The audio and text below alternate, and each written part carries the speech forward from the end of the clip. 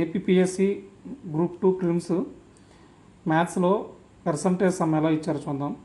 Sunitha deputy కలెక్టర్గా పనిచేస్తున్నారు. ఆమె నెల జీతం 74,000. ఆమె దాన్ని 3 పద్ధతుల్లో ఖర్చు చేస్తుంది. వ్యక్తిగత మరియు కుటుంబ ఖర్చులు పి, వైద్యం ఎం, చారిటీ సి మరియు మిగిలిన మొత్తం ఆమె పొదుపు. పి అనేది ఆమె జీతంలో 70%, ఎం యొక్క ఖర్చు పిలో 20% మరియు సి యొక్క ఖర్చు ఎంలో 15%. ఆమె జీతం పెంపు పొందినప్పుడు ఆమె జీతం గతం కంటే 60% పెరిగింది. ఆమె పి యొక్క ఖర్చు అదే శాతాన్ని కొనసాగించింది, కానీ ఎం యొక్క ఖర్చు పిలో 25% మరియు సి యొక్క ఖర్చు ఎంలో 20% అయింది. రెండు పొదుపుల మధ్య వ్యత్యాసం ఎంత? దీనికి చిన్న ట్రిక్ ఉంది, దానికంటే ముందు షార్ట్కట్లో సమ్ చేద్దాం. సో ఫస్ట్ శాలరీ అనేది 74,000, శాలరీ 74,000 కదా. సో దీన్ని మనం ఇలానే ఉంచి దీన్ని ఫస్ట్ 100 రూపీస్ అనుకుందాం. శాలరీ 100 అనుకుందాం. సో ఫస్ట్ ఏమైంది, దీంట్లో ఎక్స్పెండిచర్స్ ఉన్నాయి. ఏంటి? పిఎంసి. ఎక్స్పెండిచర్ పి ఎంత? 100లో 70 రూపీస్ పర్సనల్ ఖర్చులు. తర్వాత ఏమైంది? పిలో 20%, ఎం అనేది పిలో 20%, అంటే ఈ 70లో 20%, దీంట్లో 20%, 70లో 10% 7, దానికి 20 అంటే ఇంటూ 2 అంటే 14. సో దీంట్లో 20% ఎంత? ఇది 14, ఎం అనేది 14. తర్వాత చారిటీకి ఎంత? ఎంలో 15%, అంటే 14లో 15%, ఈ 14లో దీనిలో 15%, అంటే 14లో 10% ఎంత? 1.4. 1.4లో సగం 5% కదా, 10లో సగం 5% కదా. సో ఇది 0.7 అవుతుంది. అప్పుడు ఇది 2.1. సో చారిటీ అనేది 2.1. సో మొత్తం ఎక్స్పెండిచర్ ఎంత? సో టోటల్ 70, 80, 86.1 అనేది ఇక్కడ ఎక్స్పెండిచర్. సో 100 రూపీస్ శాలరీ అయితే ఎక్స్పెండిచర్స్ ఇవి. సో శాలరీ నుండి ఎక్స్పెండిచర్ సబ్ట్రాక్ట్ చేస్తే మనకి సేవింగ్స్ వస్తుంది. ఎంతది? 100 - 86.1 అంటే మనకు వచ్చేది 13.9. 13.9 రూపీస్ ఇక్కడ సేవింగ్స్. సరే, తర్వాత చూద్దాం. తర్వాత ఏం జరిగింది? శాలరీ అనేది 60% హైక్ అయింది. 60% హైక్ అయింది అంటే 100కి 60% యాడ్ అయింది. 100లో 60% 60. సో 100లో 60% 60 అంటే 160 అవుతుంది. సో శాలరీ అనేది ఇప్పుడు 160. ఇప్పుడేంటి?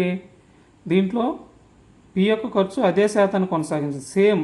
అంటే ఇక్కడ పి మళ్ళీ MC, personal expenditure, medicine, charity.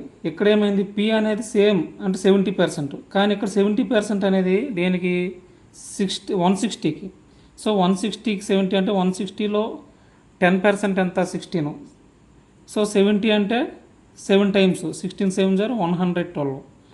ఇక్కడ పి అనేది 112 రూపీస్ 70% అంటే. నెక్స్ట్ ఎం అనేది ఏంటి? ఈ 70%లో ఎంత? 25%, పిలో 25%, అంటే ఈ 112లో 25%, అంటే 25% అంటే ఎంత? 25/100 అంటే 1/4 కదా. So 4 1 4 2 8 28 sir. సో ఇక్కడ 25% అంటే ఇక్కడ 28 రూపీస్. తర్వాత సి ఏంటి? ఈ ఎంలో ఈ 28 రూపీస్లో దీంట్లో 25%, ఇది చారిటీకి. సో చారిటీకి ఇక్కడ 25 అంటే 28లో 25%, అంటే ఇంటూ మళ్ళీ 1/4, అంటే ఇక్కడ ఎంత వస్తుంది? 4 1 4 7 సారీ 20%. సో 10% 20%, ఇక్కడ 20 కదా. సో 20 అంటే 10% 2.8, 20 అంటే ఇంటూ 2 అంటే 5.6, ఇది 5.6. సో టోటల్ మనకి ఇక్కడ ఎక్స్పెండిచర్ ఎంత? 0.6, ఇది 10 15, నెక్స్ట్ 4 145.6. అంటే శాలరీ 160 ఉండేటప్పుడు ఎక్స్పెండిచర్ 145.6. సో ఇక్కడ సేవింగ్స్ ఎంత, 160 మైనస్ 145 అంటే 15.6 తీయాలి కాబట్టి 14.6 ఇది సేవింగ్స్. సెకండ్ టైం సేవింగ్స్ ఇక్కడ, ఇది ఫస్ట్ టైం సేవింగ్స్. సో ఇక్కడ 100 శాలరీ ఉండేటప్పుడు ఎక్స్పెండిచర్స్ 86.1 అయితే సేవింగ్ అనేది 13.9. అదే 60% హైక్ అయ్యాక 160 శాలరీ అయింది, ఇక్కడ సేవింగ్స్ వచ్చింది 14.6. సో ఈ రెండింటి డిఫరెన్స్, సేవింగ్స్ డిఫరెన్సే కదా మనకు కావాలి. సో 14.6 నుంచి 13.9 తీయండి, ఎంత వస్తుంది, 0.5 అంటే 100 రూపీస్ శాలరీ ఉండేటప్పుడు ఈ విధంగా రెండు సార్లు హైక్ అయిన